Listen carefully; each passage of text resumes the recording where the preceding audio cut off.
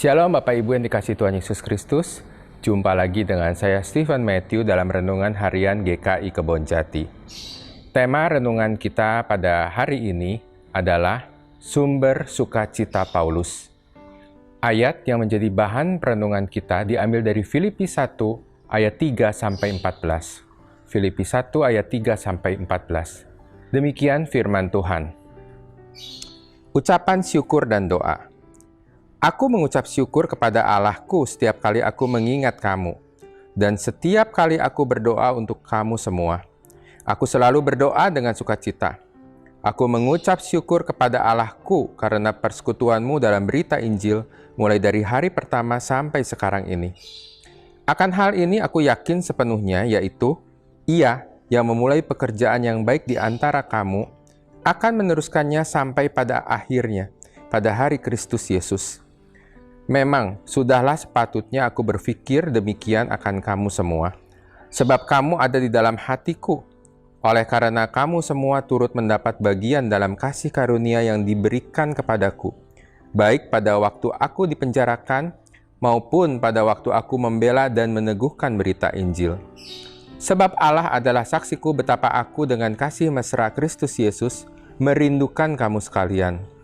Dan inilah doaku, semoga kasihmu makin melimpah dalam pengetahuan yang benar dan dalam segala macam pengertian, sehingga kamu dapat memilih apa yang baik, supaya kamu suci dan tak bercacat menjelang hari Kristus, penuh dengan buah kebenaran yang dikerjakan oleh Yesus Kristus untuk memuliakan dan memuji Allah. Aku menghendaki saudara-saudara supaya kamu tahu bahwa apa yang terjadi di atasku ini justru telah menyebabkan kemajuan Injil, sehingga telah jelas bagi seluruh istana dan semua orang lain bahwa aku dipenjarakan karena Kristus, dan kebanyakan saudara dalam Tuhan telah beroleh kepercayaan karena pemenjaraanku untuk bertambah berani berkata-kata tentang firman Allah dengan tidak takut. Ayat yang baru saja kita baca merupakan surat Paulus untuk jemaat di kota Filipi. Dalam surat tersebut, Rasul Paulus mengungkapkan isi hatinya yang penuh syukur akan jemaat Filipi yang sudah mengenal Kristus. Yang menarik, saat Paulus menulis surat tersebut, dirinya sedang ada di dalam penjara. Kok bisa ya?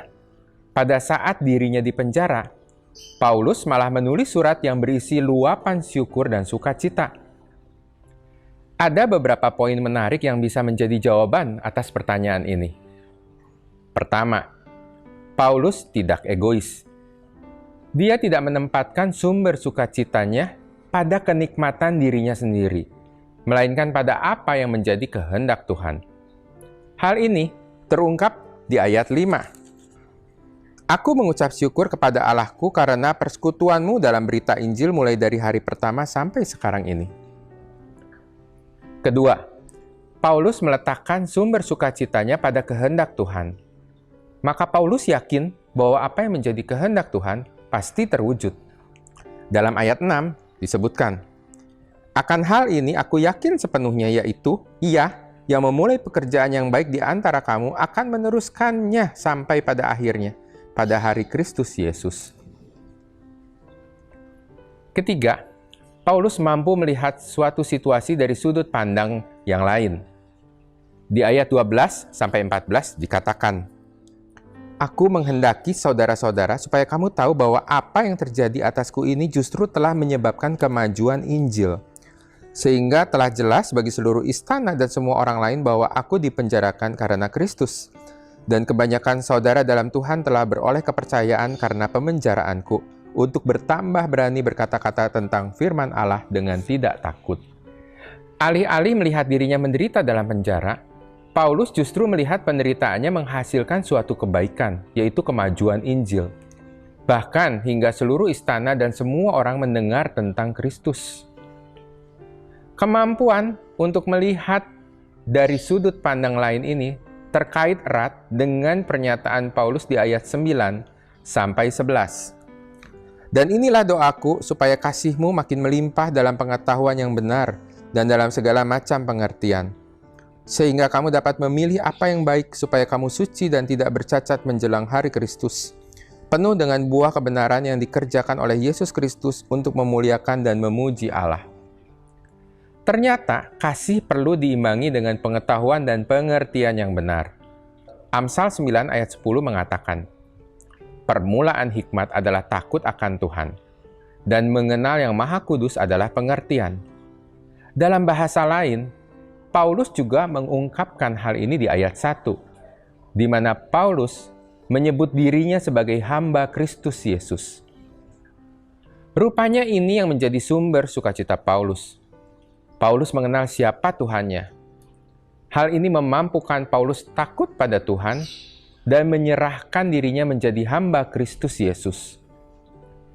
Paulus meletakkan sumber sukacitanya pada apa yang menjadi kehendak Tuhannya, sehingga ia tidak egois memikirkan kenyamanan dirinya sendiri. Karena sumber sukacita Paulus terletak pada apa yang menjadi kehendak Tuhan, maka Paulus memiliki dasar keyakinan bahwa kehendak Tuhan pasti terwujud. Hal ini sekaligus memampukan diri Paulus untuk memiliki paradigma ilahi dalam menilai situasi yang sedang dihadapinya. Bagaimana dengan kehidupan kita? Seringkali kita sibuk hanya memikirkan keinginan kita sendiri, tanpa sedikit pun ingat pada apa yang menjadi kehendak Tuhan dalam hidup kita. Kita sibuk menuntut orang lain mengerti tentang kesulitan kita. Pada saat kita menilai orang lain gagal memberikan apa yang kita inginkan, maka kekecewaan segera meliputi hidup kita. Kekecewaan akan menarik diri kita semakin jauh dari relasi yang baik dengan sesama. Saat relasi renggang, sesegera itu juga kita semakin kecewa dan menilai orang lain memang tidak peduli dengan diri kita. Begitu seterusnya, keadaan semakin memburuk. Sebelum bertobat, Paulus merupakan penganiaya jemaat. Semakin banyak jemaat yang dianiaya, semakin Paulus ditakuti oleh para pengikut Tuhan. Tentu saja para pengikut Tuhan akan menghindari bertemu dengan Paulus. Hal ini semakin menambah keyakinan pada diri Paulus bahwa pengikut Kristus harus dikejar dan dimusnahkan. Terus terjadi seperti ini sampai suatu hari Tuhan datang menunjukkan dirinya pada Paulus. Paulus mendapat pengertian baru. Paulus mengenal siapa Tuhan dan akhirnya Paulus menjadi salah satu rasul yang militan dalam penginjilan. Kita perlu anugerah Tuhan yang mengangkat kita, membuka pikiran kita, dan pengertian kita untuk mampu mengenal siapa Tuhan, bahwa Tuhan mengasihi kita, bahwa kita berharga. Hal ini akan membuat kita penuh dengan rasa syukur dan memampukan kita untuk senantiasa bersuka cita, walaupun di tengah kesulitan dunia. Pertanyaan untuk kita renungkan. Apa yang menjadi sumber sukacita kita?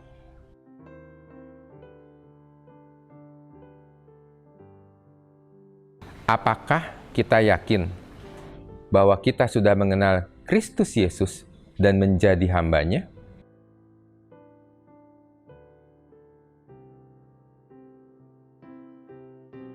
Demikian renungan kita pada hari ini. Tuhan Yesus memberkati.